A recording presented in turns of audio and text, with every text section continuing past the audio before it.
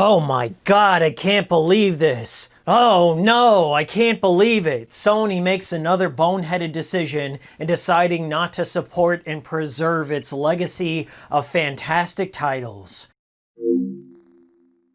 The inspiration for the PlayStation 2 Classic project was born out of the love I had for the original PlayStation 2. And the project is in response to Sony's own mishandling of backwards compatibility on the PlayStation 4 and the potential of leaving behind backwards compatibility for classic titles in the upcoming PlayStation 5. To say the least, Sony has been lukewarm on the BCQ, the backwards compatibility question. Dating as far back as a 2017 interview with Time magazine, CEO Jim Ryan remarked, "When we've dabbled with backwards compatibility, I can say it is one of those features that is much requested but not actually used much. That, and I was at a Gran Turismo event recently where they had PS1, PS2, PS3, and PS4 games. And the PS1 and PS2 games, they looked ancient. Like, why would anybody play this?" Well, Jim, maybe if you didn't bury the PlayStation 2 Classics in the PlayStation Store, more people would have the chance to discover the legacy titles. But I digress. Regarding the upcoming PlayStation 5, Sony's only announced backwards compatibility for PlayStation 4 titles, and they've stated that Sony will support the overwhelming majority of PlayStation 4 titles, and support for PlayStation 1, 2, 3, PSP, and PS Vita titles remains to be seen. They've been tight-lipped on the BCQ ever since, and it wasn't until a third-party video game company, Ubisoft, let the cat out of the bag on their FAQ page where they stated the PS5 will not be backwards compatible with PlayStation, PlayStation 2, or PlayStation 3 games, and dropped an additional kick in the pants that backwards compatibility will be available for supported PlayStation 4 titles, suggesting that some PlayStation 4 titles are going to be left behind to that generation, and thus history repeats itself.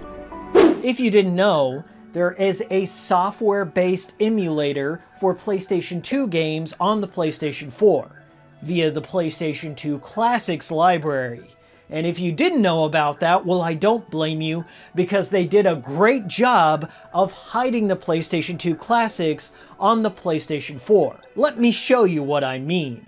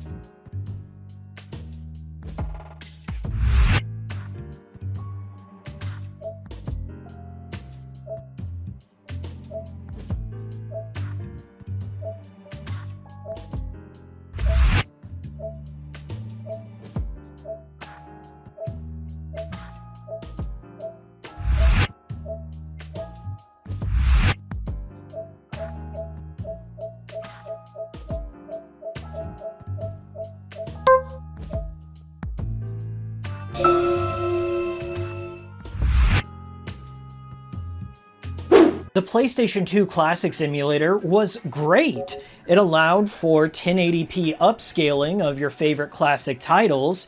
It allowed you to live stream it to an audience, or if you're an editor like me, you could just hit a button and capture a certain segment of video clips to use in a review maybe, screenshot your favorite moments. It also had like a digital instruction booklet on there. It had a little known feature. You could take your PlayStation Vita and use remote play, and remote play your PS2 favorite and play it on the go. Around 2018, they stopped supporting the PlayStation 2 Classics library. So games like the Dot Hack original series, which was never ported over to another console, got left behind. Mr. Mosquito, one of my favorite weird games, never got representation again. Gitaroo Man, one of my all-time favorite rhythm games, just gone forever. Lost on the PS2 and PSP's library. It got a port. And Magic fucking Pingle. Gone forever. Thank you, Sony, for not even trying. Now, my criticisms of Sony in the past and my crusade to fight for backwards compatibility in the next generation has gotten me into some strange internet arguments with Sony stands out there that actually argue for no backwards compatibility, citing that it may divert resources away from next generation development. Okay, I guess that's an argument. If you ignore the fact that Sony has already ripped off open source emulators like PCSX Rearmed and sold them for $100 on their PlayStation Classic. Also, they've already developed the PlayStation 2 Classics Emulator and put it in the PS4. So, 2 of those emulators are done. They've been done, and they've sold and made money off of those. So, I don't understand the argument. It's not even worth thinking about. I'm not even asking for PS3 emulation because, of course, we can all go down the road of the cell processor is just too complex, and even the PlayStation 3 emulators out there are not quite finished. That's fine, but there's no excuse for not having PlayStation 1 and PlayStation 2 games making a representation on the PlayStation 5, or hell, even the PS1 not making a representation on the PlayStation 4. Oh wait, yes it did make a representation because the Medieval Remaster actually contains a PlayStation 1 emulator tucked away inside the game, so the PlayStation 4 could have actually emulated PlayStation 1 games. Oh, and that's not all. Some of you might recall that Loco Roco and Parappa the Rapper got HD remasters for the PS4. Well, hackers discovered that those remasters were actually just upscaled versions of PSP titles. There was a PSP emulator running on the PS4, and I guess they just upscaled those textures. And here we are, the PS4 had a PSP emulator tucked away in there.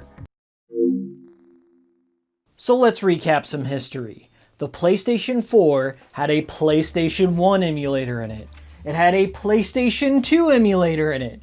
It had a PSP emulator, and hey, maybe they even worked on a Vita emulator, we'll never know. It's already done, they're capable of developing these emulators, but they just won't do it. They won't step up to the plate and preserve their massive legacy. So, I had enough. I was fed up. I went out and I purchased a PlayStation 4 and I let it sit there for over a year and kept it on a low firmware. And I waited and I waited. And Andy Wynn, aka The Flow, delivered on my dreams. Andy Wynn discovered a flaw in the security of 6.72 firmware PlayStation 4s, allowing for homebrew and the injection of fake packages. What this meant is I could then take my legitimate PlayStation 2 games, rip the ISO, create a fake package, and inject them into my PlayStation 4. And that's all it took for me to start my PlayStation 2 Classic project. Let's begin.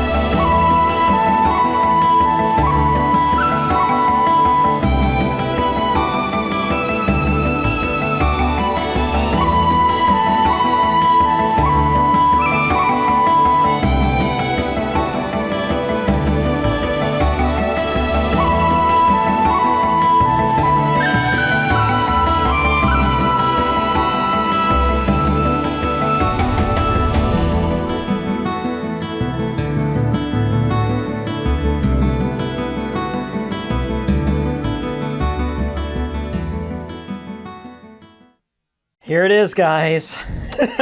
I bought this nice, like, vinyl decal to go over my PlayStation 4 Pro.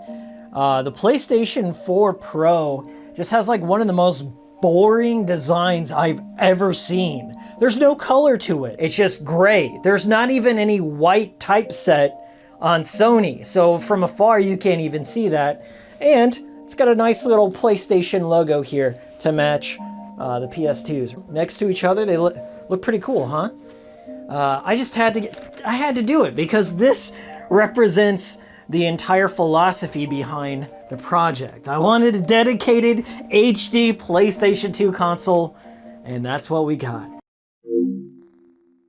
Disclaimer, this video is 1000% legal.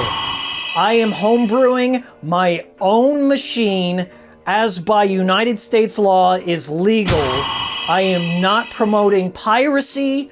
I am ripping my own PlayStation 2 games that I own, and I don't have any control over anyone who uses search engines like Google to find their own illegal ways to find these ISOs. I would never recommend that, and I completely condemn piracy. With that said, let's put some PlayStation 2 games inside a PS4.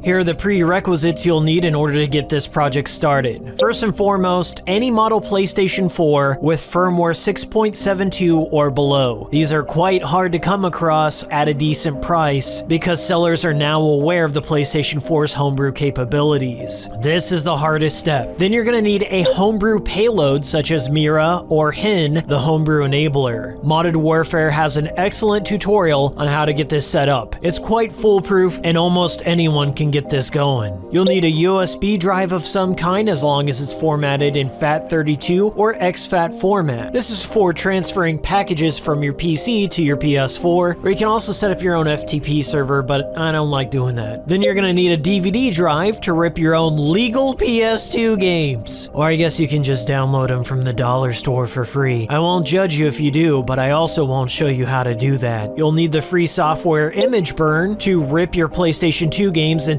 ISO format. This next step is optional, but I recommend it. You'll need PS2 Patch Engine to widescreen fix your ISOs to look better on HD displays. And finally, you'll need PS2 FPKG to convert your PS2 ISOs into PKG format so you can inject them into your PlayStation 4. Now I know that was a lot to take in, but I'll break it down step by step.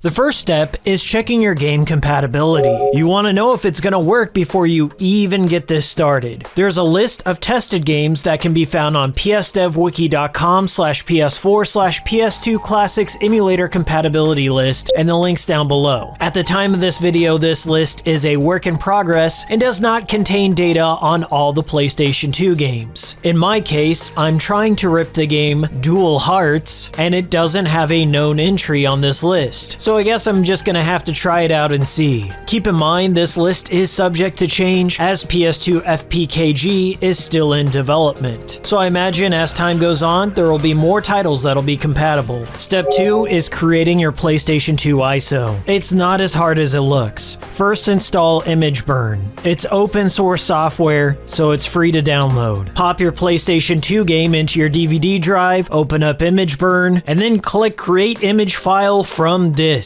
Then click the read button down below and sit back and wait while your image is created. Once you hear that Jimmy Neutron jingle, you've just given birth to a beautiful PS2 ISO. Hi, I'm Paul. Step 3 is optional, but I highly recommend it. This is where you widescreen patch your PS2 ISO using the program PS2 Patch Engine. You can acquire PS2 Patch Engine version 1.03 from PSX Place, and I'll leave a link down below. The purpose of widescreen patching is to take the PS2's native 4:3 aspect ratio and blow it up to 16:9, which will remove the black bars on the side wide and affords the player a wider field of view. In many respects, it's like making a mock HD version of your favorite PS2 titles. Even some of the official PlayStation 2 Classic games released did not have widescreen scaling. Take, for example, Okage Shadow King. Here's what the PlayStation Store version looks like, and here's what it looks like when I widescreen patch my very own ISO of the game. It removes the black bars and fills the screen with the map without stretching out assets. I found that most of the PlayStation 2 library has widescreen patches out there for them, so just mess around and see what you can find.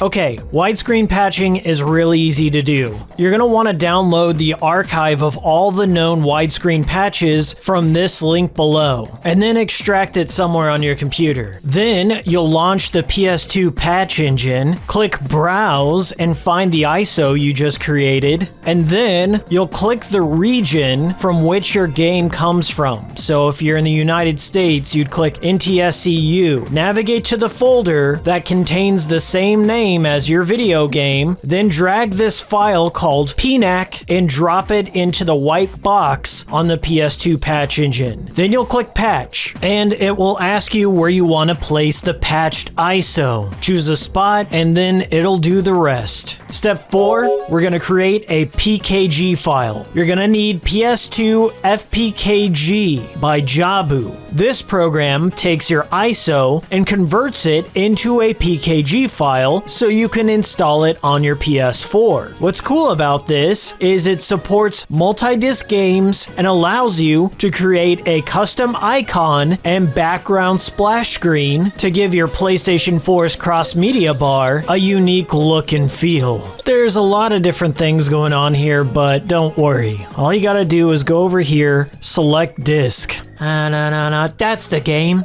Down here, you can choose the emulator which you want to pack it in, either the one based on Jak and Daxter or Star Wars Rogue Squadron. Its compatibility is kind of random, so just choose one and try it out. You can also toggle how many discs the game has, so if you're playing something like Xenosaga, you can add more. Down here is where the fun begins. You get to choose a custom icon and background splash screen. I like to create my own in Photoshop. This is an optional thing, but I'll show you how to do it real quick.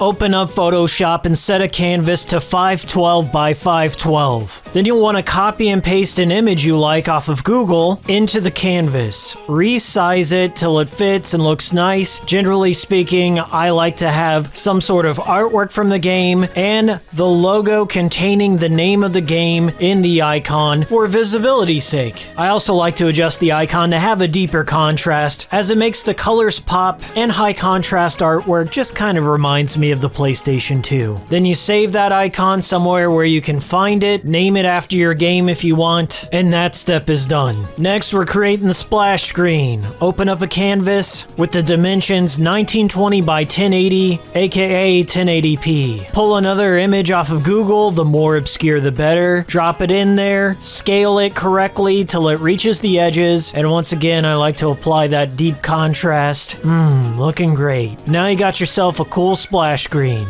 Optional stuff is over now. Back over on PS2 FPKG, select your icon or don't. You can find your icon that you created, so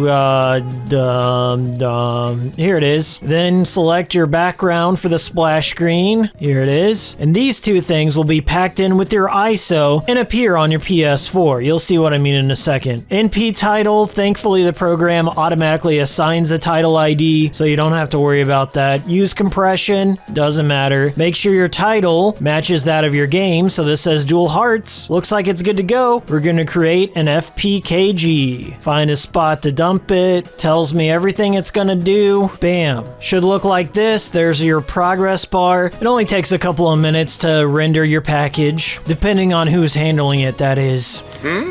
Once it's done, it'll say process finished. You can hit OK. You can close out of this. Step 5, now we're going to take our custom package and inject it into our PlayStation 4. Insert your thumb drive into your PC and drag and drop the package you just created into the root of the USB drive. Remember, it has to be in FAT32 or recommended exFAT format. Don't f this up. Take your thumb drive out of your PC and put it into your PS4. Boot up your PS4 and run your homebrew enabler of choice. I use Mira. Then you'll navigate all the way over to System Settings, scroll down to the debug options, click Game. Ignore that shit. Click again, then click Package Installer. Choose your package, and if you have multiple packages, you can do like a batch install all at once, and then it will install. Once it's done, you'll get a notification saying ready to use, and then you navigate across your icons until you find your new game. Whoa, look at that cool icon! Click. Whoa, that splash screen is awesome! Now is the moment of truth. If your game's gonna work, you'll see the PlayStation 2 logo, and the game will boot. But if it doesn't work, do not panic. I'll help you out. You're gonna go back to PS2 FPKG and do all the same stuff as before, only this time you're gonna switch the emulator that you pack it with. So if you packed it with the Jak and Daxter emulator, you would switch it over to the Rogue Squadron emulator. Then pack it again, then re-inject it, and then test it out again. And hey, look, it works. Trust me when I say this makes 0 sense starting out, but after you've done it one time, you'll get into a rhythm and it goes by rather quickly. On average, it takes me about 10 minutes per game, but it's one of those set it and forget it type of experiences. Once you get a game up and running, you don't ever have to worry about it again, and I think the end results speak for themselves. Also, if you don't want to go through the trouble of making your own custom icons and splash screens, I'll upload the 50 that I created of each, and you can download them and use them if you like. Hikiko's looking out for you.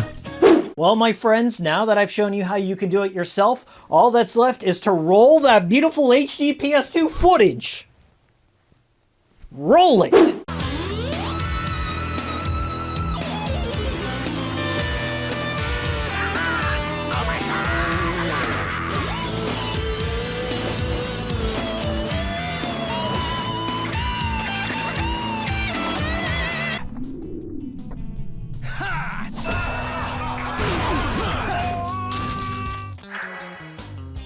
Nice.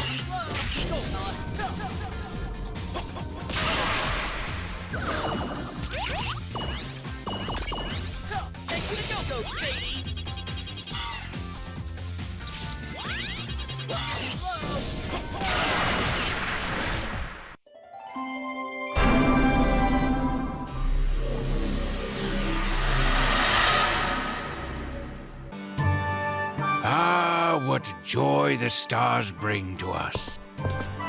Have you ever ridden a dragon before? I wouldn't let my fear of dragons keep me from coming to this wonderful place. You want something? Well done! All right, it went well. Dennis here. This is Roger.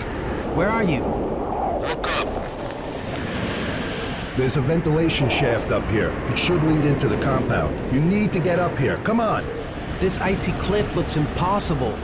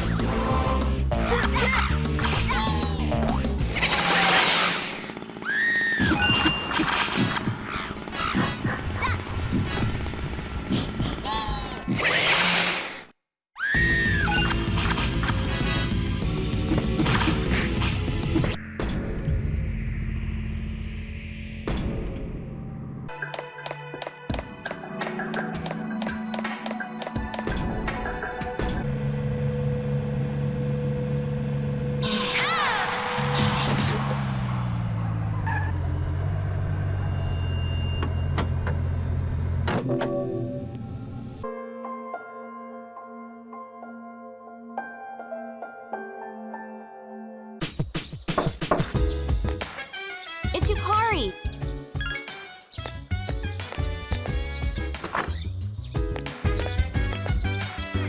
Good morning.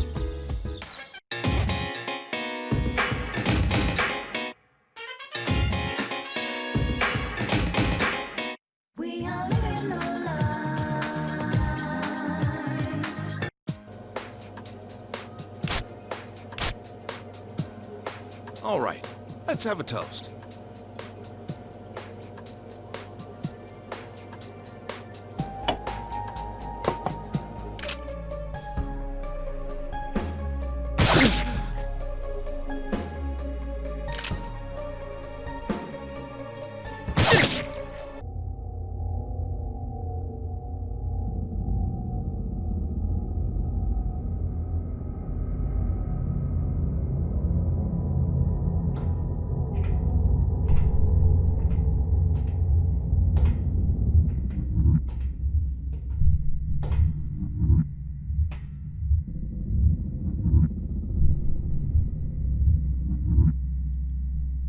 Where am I?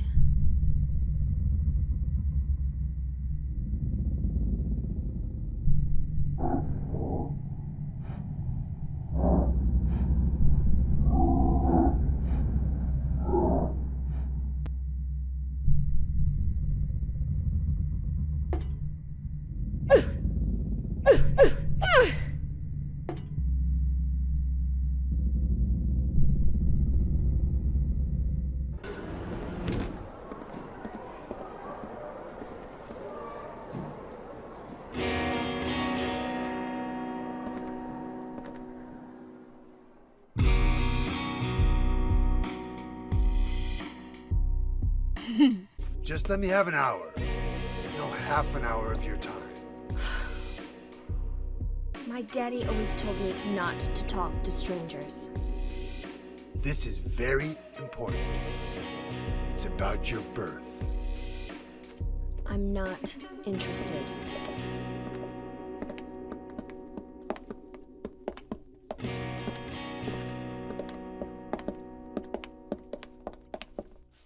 Are you still following me? Do I have to scream? Sorry. I'll wait here.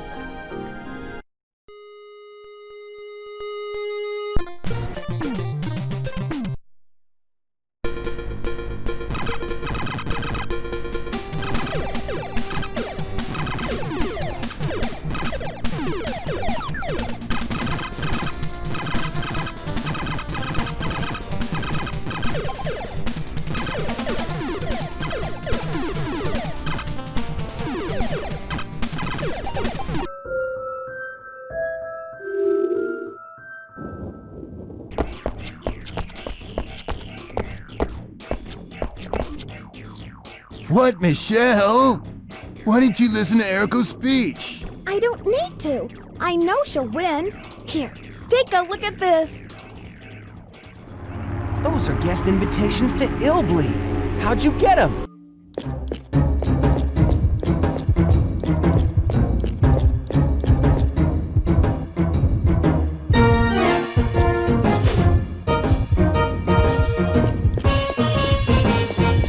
Hi, my name is Hikiko, and if you liked what you saw, subscribe to Hikikomori Media, and maybe give me $1 on Patreon so I can do more projects like this. Alright? See y'all next time.